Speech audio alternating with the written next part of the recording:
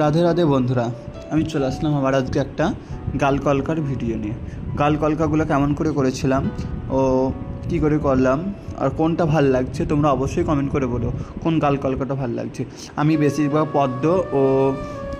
পদ্ম গোলাপ আর পাতা মোটিভের মধ্যে বেশি রাখার চেষ্টা করেছিলাম। তার মধ্যে আম কলকা একটা দুটো ছিল।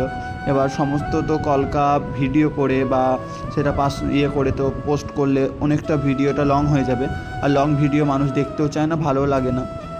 তাই আমি ছোটো ছোটো দুটো কলকা দেখিয়েছি। এবার তোমরা যদি যেই কলকাটা ভালো লাগছে দেখো, কমেন্ট করো কোন নাম্বারের কলকাটা ভালো লাগছে।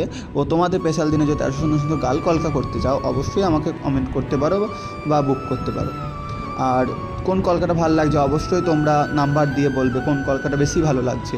আর যদি তোমরা এরকম কলকা শিখতে চাও বা দেখতে চাও তাহলে আমাকে কমেন্ট করতে পারো।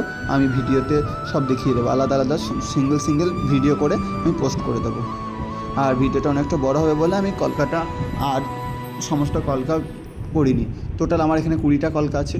দেখো কোন কলকাটা বেশি ভালো হয়েছে। ভিডিওটা লাস্ট পর্যন্ত দেখার জন্য ধন্যবাদ।